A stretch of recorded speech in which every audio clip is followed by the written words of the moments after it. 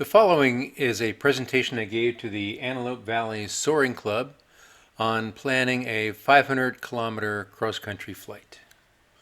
Hope you enjoy it. Thank you. All right, so I think what I'd like to do is kind of focus this little planning thing around my diamond distance 500K flight, some of the planning aspects I had, how I used the planning tools and the SkySight especially to pull that off, and what things I had in consideration. So this was kind of a thing that I had, wasn't sure if I'd ever be able to do it, and had some plans set up and waiting for the day to happen, and then the day happened and was like, oh yeah, let's go, baby. So here's kind of what I was looking at.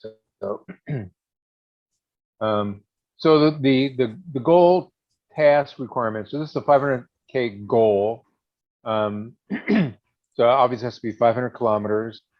For the start point, it can be a declared start point or the release point, and you don't have to figure that out until after you're done. For the finish, it can also be a declared point or any point that you pick after the flight, which was nice and convenient. They didn't have to, define where I was going to finish. And the turn points, there can be no more than 3, and that made it more challenging on the planning aspect, because this is our play area here. Warner Springs in red, right in the middle. This triangle here is a 300K triangle. The southern waypoint, Jacumba, is right on the Mexican border. Can't go any farther south. Can't really go any farther east. There's a restricted area and it's a desert and there's no good thermals out there. Can't go any farther west because it's the sea air, class B, and there's no good thermals out there either. So can kind of stretch it to the north a little bit. And a 500K triangle looks kind of like this, which, looks okay. But right in here between Mount San Jacinto and San Gorgonio is like almost a 20-mile gap of no thermals going across I-10. And I have been across that very few times at the time. And I didn't really want to get there below the mountain and spend a lot of time climbing the mountain for who knows how long, in kind of unfamiliar territory. I had not at the time been across the Big Bear, and the thought of coming back, being in that area as the day poops out, being a long way from home, was I wanted to avoid that. So I wanted a task that would be adaptable to the daily forecast, minimize the unfamiliar territory, avoid the mountain climbs, and not be too far from home when the day dies. Right? I wouldn't want to try to get a tow back at 6 o'clock at night or anything. So I constructed a number of different plans that would fit, and so fitting with the 3 turn point. So the first scenario is basically starting with the release start point, and then my first turn point is down at the border. Second turn point up as far north as I wanted to go. Third turn point back to the border, and then finish up near the top. Now, that if I use that as a turn point to come home with, that's the 4th turn point, doesn't work. So that's pretty much the only way to fold this thing into the airspace that I wanted to play with without jumping across and spending a lot of time, climbing where far from home. So then I tried to play with, okay, how am I going to do that? So another scenario was to start a little bit farther away, get a release, go out to the top of Mount Palomar, go down to the border, back up to San Jacinto, back down to the border. And now, because I started a little bit farther away, I only have to go to this point. So I figured out a point, where is 500 kilometers going to end me up? So as the day dies, I only need to make it to here before I come home. So figured that point out, that I had in my in my computer that I knew where my finish point was if I started here. And that was a declared start point, which I could use at my discretion. The next option was to, and now Warner Springs is right here, is to go north and then start and finish at the same point. It takes a bit to get up there to start, and so I wasn't sure quite what I was going to do, but that was an option. Down to the border, up to San Jacinto, back down to the border, and then back up to my start point. Another scenario was, okay, we'll start here, down to the border, and to figure out exactly how far do I need to go to get to 500 kilometers. Maybe I don't have to climb San Jacinto all the way the second time. And another one with 2 border points. This ended up being the one that I used because as the day progresses, the lift moves, right? It moves, eastbound during the day. So go down to the border, a border point, San Jacinto, back down to Jacumba, and then figure out how far I need to go from there to do it. So I had a lot of options at that point. Planning with SeeYou, which is what you saw, that was the program that I used there to plot that. And with SkySight, to use the thermal heights forecast, the thermal strength forecast, convergence forecast, point Skew-T, the route planning, and the point forecast functions of SkySight as well. We'll take a look at each one of those. So here's the thermal height for a particular time, and you can run this throughout the day. And along kind of my route of flight, it was like, well, that looks pretty darn good. Things are up to 15,000 feet. And now Warner Springs is at 3. So we're starting basically 3,000 is kind of the floor of everything for start and finish here. So and I didn't. This was from that flight stay. I didn't record. I didn't screen save. A later time. This is at 2 o'clock, so kind of mid-flight. And earlier in the day, it started a little bit to the west, and then it kind of moved to the east as the day progressed on. So I knew that I'm going to want to have the 2 different border points for different times of the day. For the thermal strength, looked equally awesome day. Right here's Warner Springs is here, and kind of right down along this convergence line that usually forms up going north and south. So this was definitely the day. There's also a convergence forecast, which is the primary generator of that line of lift. I didn't capture that. This is what the convergence forecast looks like for another place. This one's down in Mexico, but you get the idea. You get this line of lift, from convergence from the 2 different sea and land breezes coming together, and that's often what we fly on for our cross countries down at Warner Springs. So the other tool is the Skew-T log P diagram. I particularly like the one that SkySight offers. If you're not comfortable with that, I have a YouTube video that's linked on my website. This is the opening screen from it, the Skew-T log P. So in a nutshell, it's plotted on this basic pseudo adiabatic chart and has a lot of information on it. Temperature, dew point, adiabats. We can figure out what the clouds will be, the wind speed, etc. And we'll just go briefly through all that stuff. So the temperature lines, are skewed off. And that's why it's called Skew-T. That's just so when you plot things, the lines you plot go more straight up and down than way off to the side. So it just makes it kind of easier to see the lines. The pressure lines are plotted in a logarithmic scale, and that's why it's called the log P. And that's because that's how the atmosphere pressure is as well. That's how the pressure plots out. If you plot an altitude scale, the altitude scale is linear. Every 1,000 feet is the same distance apart, even though every 100 millibars is not the same distance apart. So we end up with a few key pressure altitudes. 500 millibars is about 18,000 feet. So we're always below that, right? Pretty much. 700 millibars is 10,000 feet. Just remember 10.7. Sea level is 1,000. You know, if you know the altimeter in millibars, it's 1013.2 is standard at sea level. And about 850, which is another common line, is around 5,000 feet, halfway between 10 and or 700 feet, or 700 millibars and 1,000 millibars. So that's kind of our area of interest.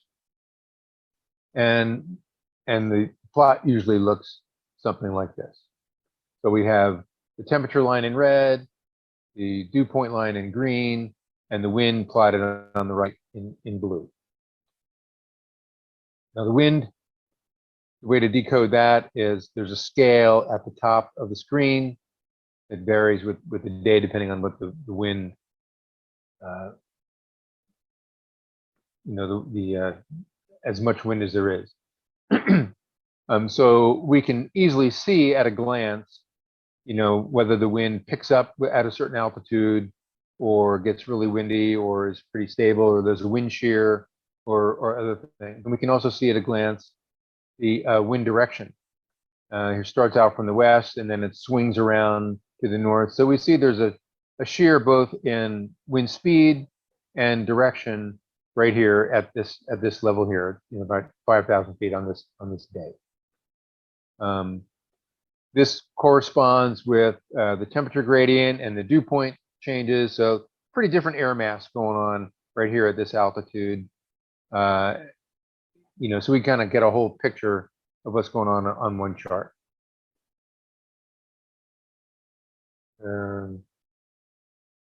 So also plotted is the dry adiabat line, which is the lines that thermals will flow. So the dry adiabat line is a certain lapse rate, and they're all in parallel. So it's not starting at a particular point, just depends on where you want to start, and it's going to follow this curve up. So these are the lines that thermals will follow until a cloud forms.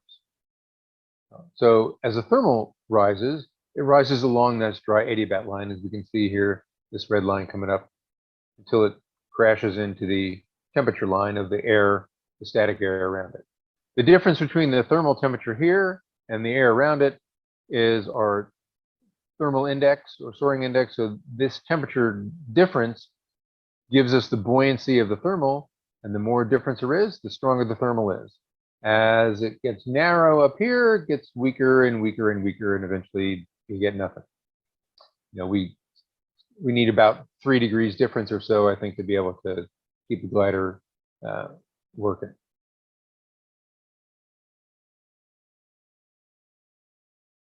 We're also looking for an inversion. So that's where, as you probably know, where the temperature doesn't cool with altitude, the thermal rises up, crashes into it right there, and can't rise anymore because now the surrounding air is warmer or the same temperature as the thermal air, and there's just no buoyancy. So that's the top of the inversion here is going to be the top of any thermal lift that we see. So that's one thing that we're going to look for. And as to a Y is the top of the thermals, you know, forecast at a certain altitude. And it's almost always an inversion. So in the summary, you know, we have the temperature. SkySight is nice. When you have your cursor on it, it gives you the altitude in feet off to the left here. We can predict, you put your cursor somewhere and you can predict well, if you guess what the surface temperature is going to be, where the thermal is going to trigger on the hard parking lot or the rocks on the side of the hill, you can see how it will match against the other air, and you know how strong the thermal will be, how far it will rise before it runs into the ambient temperature. If that's not a problem, then it goes up until you can also match when you put your cursor there, you get a dew point lapse rate line, also called the mixing rate or the mixing ratio, and you can figure out where the thermal clouds will form, where the cumulus clouds from the thermal will form, the lifting condensation level. And we can see, you know, the dew point, if you can predict where clouds will be just on their own without thermals, and what the wind speed will be doing in the direction, kind of all on one nice thing, without having to look at 4 or 5 different plots. And the nice thing about this is you pick wherever you want it to be. So when you do, you pull up a point Skew-T. So if you go to the NOAA website, you get one for downtown San Diego. And of course, that's not where we're flying, and that's for 6 in the morning, and we're not going to be flying at 6 in the morning. So SkySight uses their magic, and you can pick any point you want at any time you want, and you can see how it changes throughout the day for anywhere you want to be. And that's really cool. So Chris asked me that the guys at Hollister were soaring today. They had some cumulus clouds. So I took a look at Hollister for today. And this is the thermal strength forecast, color coded. So I can't remember what the speed was, on 5 knots or something like that. So you can see graphic depiction of that, and that's very nice. And you can look at it a little bit more. Here's the height of thermals plotted against over here. So there was, I can't remember, it was 8,500 feet was the top of the thermals in this area here. And the Skew-T, or actually this is the surface temperature forecast. So you can kind of figure out from that, well, how hot is it going to be? What maybe the thermal is going to be doing. And or if you look at a Skew-T, you kind of get a lot of that kind of put together. You get the height of the thermals here, pretty much what they're saying, around 12,000 feet. You can see a pretty strong inversion above that. It looks like if it was at least 56 degrees, you know, it's going to come up. And the dew point, if that starts out at what the dew point was forecast to be, we're going to get some cumulus clouds to form right here. Probably won't get very deep, but you might get some puffy clouds to show where the thermals are, and to ride on a little bit. The wind is pretty constant speed, starts to pick up a little bit at around 10,000 feet. And, you know, by the time you get to 13,000 feet, it's up to 37 knots. Mostly out of the west, nice gentle slope toward the north. And this is following the dry adiabat really nicely, pretty much until you get to the inversion. So the thermal should be pretty consistent strength, you know, until they just kind of top out right at the inversion. So it looks like it should be a great day there. And again, you can poke this around and get a lot of information from one chart without having to go about, you know, 3 or 4 other ones, and kind of give a little deeper dive into why is the top of the thermals, you know, at a certain height, or why is the strength going to be a certain way. Yeah, so on SkySight, it's the point Skew-T. So you just click that, and it looks something like this. So you click point Skew-T, move your cursor out to wherever you want, click there, and bada bing. Then you can go up and change you can inspect the temperature dew point where you think the thermals might trigger at, and see what's happening. And then you can change the time to see how things progress throughout the day, which is really cool. So, and you can try to figure out, well, maybe what's the best time to go, and when things are going to die at that certain location. All right, the other cool forecast. So, I mean, you could do that for like, you know, 50 places along your route, and kind of lose track of them. They also have a route forecast. You click route forecast, and then you pick some points to define your route, and then SkySight plots it on this nifty cross chart here. The red being the ground, the red line being the soarable height, and then the black being the top of thermals, and then this upper line here is the condensation level. If you know, obviously it's above the thermals, so not going to get any clouds in this location on this particular day. And this goes over time. So you can set here the start time and the end time is how long you think it's going to take. And it kind of plots. This is not at one time, but you can see down here, it's plotted against time that you think that you would be flying this task. So that's really cool, that you can, see what the weather, what the prediction is along your route for the time you think you'll be there. As SkySight also, you put the beginning and the end points, and you can do a whole bunch of legs, however much you want to do. And then SkySight will actually plot this black line on here to say, I think this is the way that you should go, not just directly from one point to the other.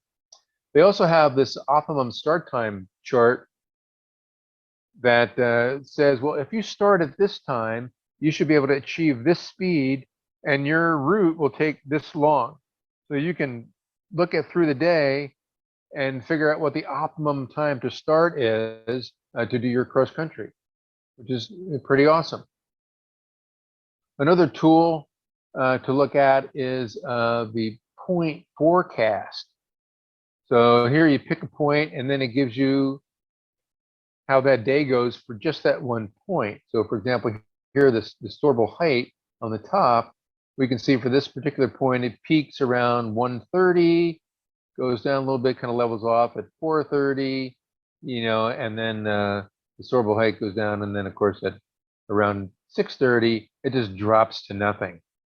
The surface temperature also apply to that, and the surface dew point as well. Looks like it's going to get a little cloudy this evening right there. So you can go to your farthest point and figure out you better be there and heading home by the time this thing drops off, right? So you have a time in mind as you're heading down to that far point to say, okay, it's it's 4:30, and I know that at 4:30 things are going to go to hell there, and I better be out of there by then, or it's going to get really risky. Right now, I expect the clouds to start evaporating, and I don't want to be 100 miles from home, when they do. So my flight ended up looking something like this. So I went out here, leaving Winter Springs. Actually, didn't think I could get far. Started to head north, and then things started to work out really well, and so went down south, and ended up on my. Here's my first point. It turned out the lift was a little bit to the west, and I had to kind of run out into the clear blue, run around my point, and come back, go up the San Jacinto, come back down, and kind of had to do the same exercise again for the farther east point.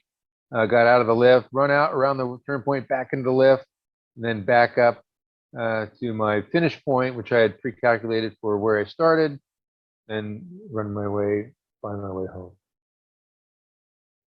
So that was a pretty happy dude. After that, that was my 500K diamond flight. Here's the task as it compares. You can see where my turn points are as opposed to where I actually ended up flying on that. So Chris mentioned my website, the soaring page, which I put together for mostly my students, so I didn't have to email them stuff all the time. And then I just got a little carried away with putting all kinds of resources on there. I got, I don't know, 110 or 20 links, videos, resources for all, everything. In fact, in our porch chat meetings and other webinar and other events on there. So I invite everybody to check that out. And if there's something that you often go to and look up and that's not on there, let me know and I can add it. So some of these videos are mine, some are others I've found on YouTube, Soaring Safety Foundation, etc. Try to make it convenient for everybody to find the stuff that they want to find.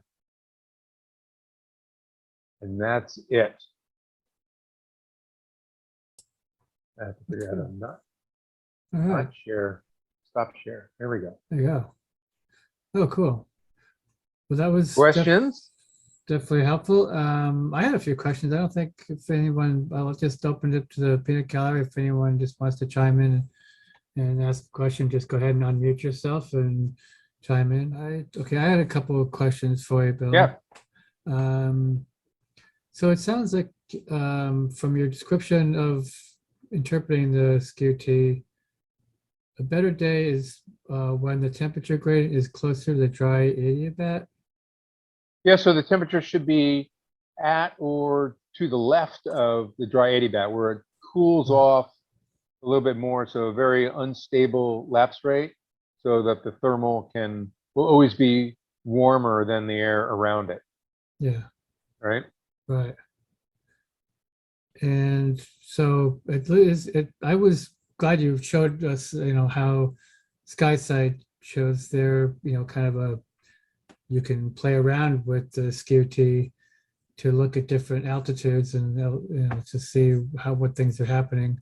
Because I would noodle around with that myself, and I was like, I'm not really sure what it's telling me. So now I have Yeah, unfortunately, they don't have better. a very good explanation of it all, and I think their user guide could be improved a lot of exactly what we're looking at here. And Mhm. so you kind of have to. I do have some links on my website about for other, deeper dives into Skew-T, and of course, the meteorologists can pull all kinds of stuff out of there. Looking for storm possibility, exactly how much energy is going to be contained in the thermal. Will it overdevelop? Will it turn into a thunderstorm? And all kinds of stuff. For us, we should be able to look at that and go, looks like a decent thermal day, or looks like a crappy thermal day, or look, there's an inversion, it's going to cap the thermals. I might as well go shopping with my wife. Is it going to be a good wave day? Is it really, stable in, where the lapse rate is to the right of the dry adiabat? That's more conducive to wave. And if you can take a look at, the wind is also a key part of that as well. Mhm. So you can assess, whatever conditions you want to soar in, from that. And I kind of like the ability to see the why behind the predicted thermal height and the predicted thermal strength. Those are fine and dandy, but I think if you understand the why behind it, you just get a little more insight. You can, see, the wind shear or the wind direction and everything kind of all in one place. SkySight will also, when the temperature and dew point lines are near each other, they'll actually draw in some little gray areas to indicate where overcast, will form. The kind of, shadow things. So Is that what we're showing when you're showing the Skew-Ts? You looked over on the left-hand side. yeah, on the There's left those hand side, there's a little gray gray. polygons. Exactly. Yep. Yeah. So that's where the temperature dew point come together, and they are forecasting cloud cover. Yeah. In addition to whatever might form from the thermals. So those are just kind of, stratiform clouds that'll form just because it's moist and cold, Mm. cold enough wherever that is. Right. So it doesn't specifically tell you type of cloud. It just, or does it? Doesn't really say what type of cloud it's going to be, does it? It would be more of a stratus cloud, Uh-huh. generally, because the cumulus clouds will be convective Right. generated and more a result of the thermal kind of activity. Sure. So that kind of give you a hint if it's going to be overcast and going to make may have the sun having a hard time heating things up, right? Sure. Right. Yeah, there's a question which I think is a little similar to one of the questions I had is coming from Michael. Which model do you think is more accurate?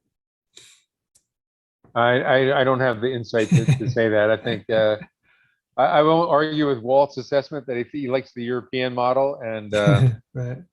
I think when I was using XC Skies, you had to choose between models, and it was just like, well, which one, and some people would say all of them, and it's like, well, it's just too much information.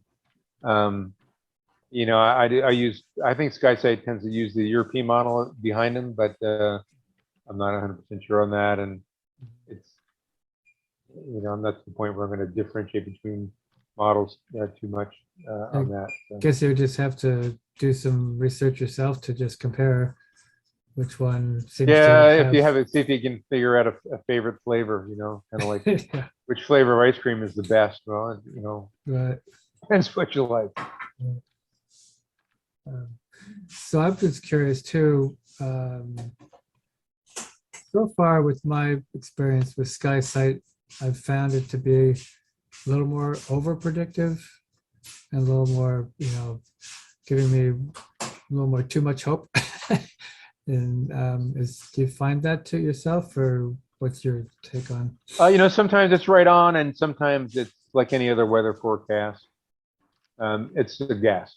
So I download the SkySight convergence forecast and stuff onto my UDI to take with me. And if it's, if there are clouds, of course I'll follow the clouds because those are real, right? And if I don't have any, I don't have any other guesses, then that will be part of my calculation. Well, I guess I'll try this.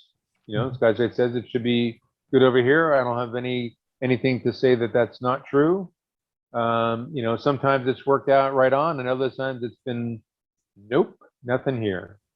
So, it's one source of information. It's not a guaranteed true thing. It's the forecast. So it's just one piece of many pieces of information to consider. Depends on what else you got going. If you got nothing better, it might be worth a shot. Certainly not. You can't count on it. It's not 100%, or not 80%. Yeah. There's a comment from Rick Shelby. It says at the top of the column on the left, you can select the HRRR model, which I think that was something Walt had talked about at one time. Yeah. So I'm forgetting what those letters stand for. Resolution. Right. 1 kilometer squares for predicting area is much more accurate. However, it doesn't refresh as often. Great, thanks, John. John also had another comment / question. It says lower development into the QNIMS has a key role in flying the Sierra Nevadas or the San Gabriels. And then his question is, what SkySight or other tools do you like for predicting Zeus's hammer?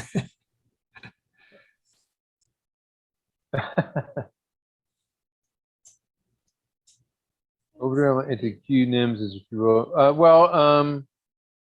so with SkySight, of course, with the Skew-T, you can predict, or if you follow,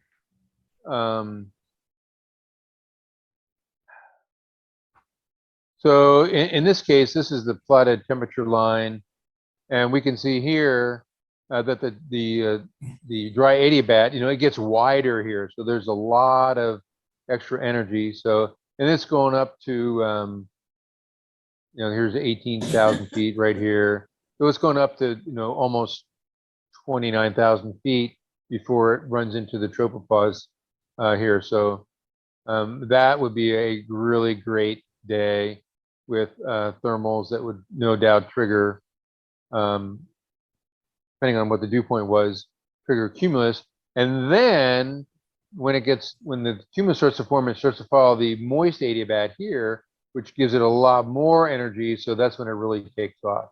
So then you start looking at the CAPE forecast, which is the convective available potential energy, and you can see how much energy is available to build the storm. And it can, so when you see it way to the right here, with enough moisture, then things can really take off. And so I do explain some of that in the video that on Skew-T as far as how that works, and as well as other resources on the site as far as looking at some of these more in-depth meteorological things. How high or how strong is the potential for overdevelopment and thunderstorms in the lake. So see something looking like this, it's a pretty good possibility for that. It's just say to the folks on the chat, if you want to unmute yourself and ask your question, please feel free to do so. I see Michael had some other question about which is best for predicting ridge and wave. Yeah, so for wave, let's take a look at the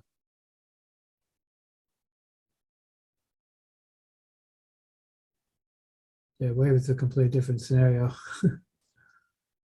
I'm gonna open this. Yeah, so wave, as soon as I get the graphic to open, there we go.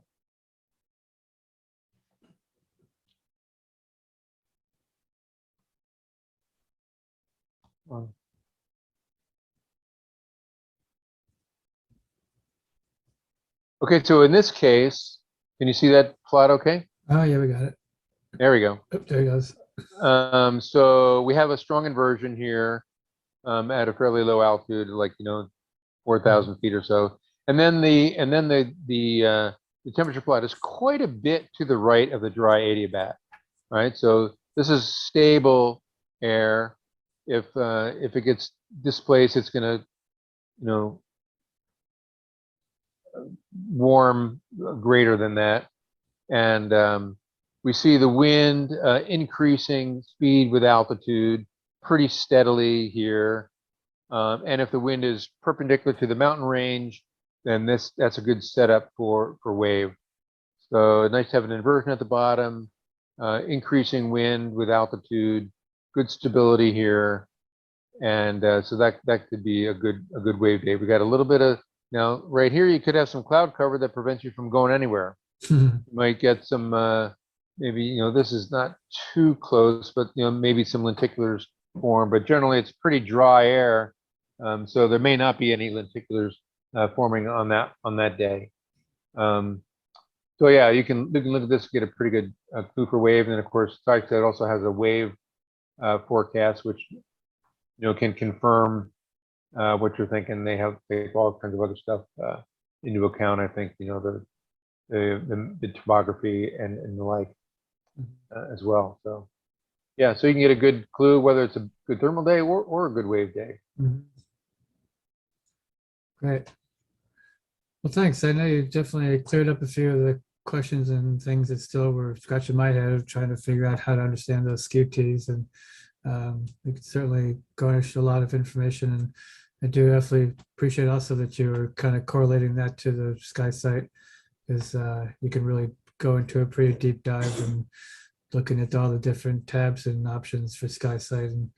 And I have to totally agree that some of the descriptions for SkySight were just pretty bare bones. Yeah, so they don't really say what some of the stuff is there. You had to kind of figure it out, Right. from looking at other Skew-T info. And check out the video, and it gives a good. It's not too deep, but it's deep enough for basic soaring pilots to kind of get a kind of a rough handle on for the basic stuff without getting too scary or overwhelming. My objective was to kind of say, hey, this is Skew-T log P may sound kind of scary, but it's not that bad. Let's take a look at the few things we're going to look for. They're pretty easy to spot, and to tell it whether you should go shopping or flying that day. Right. Right. Right. Well, thanks very much, Bill, for taking the time to spend some time on the Zoom porch chat and just give us a little extra insight on predicting, what to do and whether, like I said, whether to go shopping or soaring. And your website with all those links and sources are great. There's a lot of information there, and we'll start diving into those. And your other YouTube video channels, videos really quite helpful and nice introduction, and some of it's more goes into more than just the basics. So those are great. I hope you keep putting up more of those. And I know it just takes a lot of effort to put in a YouTube video, so we really appreciate you doing that. Yeah. Thanks.